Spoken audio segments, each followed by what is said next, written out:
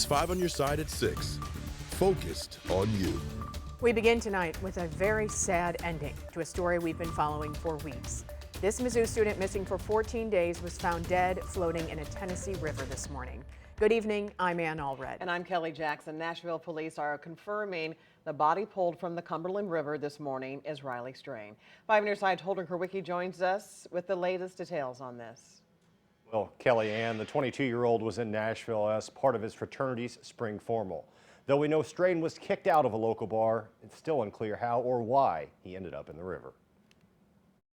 It's a case that Nashville Metro Police say captivated people around the country. We received nearly 200 tips as of yesterday that we were vetting out. 2 weeks after 22-year-old Mizzou student Riley Strain disappeared in Nashville, Tennessee, his body was found by barge workers 8 miles away from his last known location. They removed something from the river, and as they moved it, they noticed Mr. Strain. Search and rescue teams from around the country have been combing the Cumberland for clues after his phone was pinged near the river, and videos showed the 22-year-old stumbling around downtown after being kicked out of a bar. Mr. Strain still had the shirt on that he was wearing, still had the watch, and other identifying factors that helped us identify who he is. For volunteers like Jana Wright, the news that Strain had been found was bittersweet. I'm devastated for the family. I can't describe how I feel right now. The family's gone without answers for so long. Wright spent countless hours combing the riverbank, hoping for a happy ending. It's closure in a way, but it's not the outcome that anybody wanted. I mean, this is not... We wanted to bring him home alive. I wanted to help bring him home alive. I wanted them to hear Riley's voice again. I just ask that you mamas out there hug your babies tight tonight, please. Please, for me, just hug your babies tight tonight. Strain's body is scheduled to undergo an autopsy Friday afternoon to determine a cause of death. But according to Nashville Metro Police, there are no signs of foul play at this time, according to the examination here at the riverbank. The University of Missouri sent out a notice to all Mizzou students and staff encouraging anyone struggling with Strain's death to reach out to the MU Counseling Center for help. Ann? Holden, thank you. Tonight, investigators are looking into what caused a house fire in East St. Louis. One person was found dead inside of this vacant home on North 25th and State Streets this morning. 5 on your side's Diamond Palmer has been on the scene all day. Diamond. Well, and the Illinois State Fire Marshal is still investigating the cause of the overnight fire. And today on the scene, we saw detection dogs being brought here to help with this investigation that Illinois State Police is assisting with. And today, very few details were released, but we do know that an autopsy is planned for today. This morning, when I heard 2 shots before I seen the fire. Ring doorbell footage capturing the moments flames bursted out of this vacant home on North 25th Street in East St. Louis. Flashing fire truck lights illuminating the dark sky just after 3 Friday morning. East St. Louis firefighters working quickly as they could to hose the home. Jesse Davis lives directly across the street and says what happened is heartbreaking. I got up out the bed, I walked toward my living room, and I heard some screaming, so I went to the front door. And a lady was standing there in the driveway across the street and said, somebody's up in the house.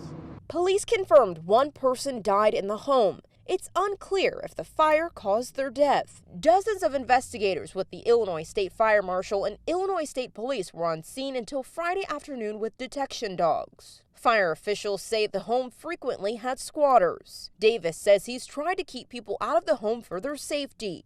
He does his part as the chairman for the city's Board of Fire and Police Commissioners. They just in and out. So I took time to even put a board across the front door with a sign that says keep out.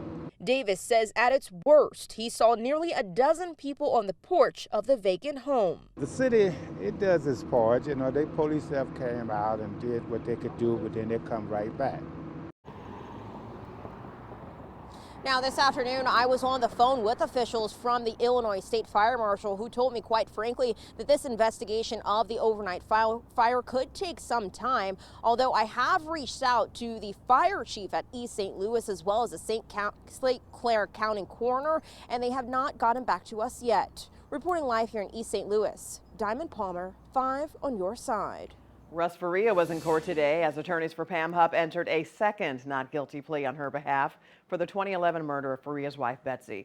Lincoln County prosecutors charged Hup with the crime 2 years ago, but dismissed and refiled those charges in recent months. Christine Byers went to the hearing today in Troy to ask prosecutors whether this means the trial will be delayed.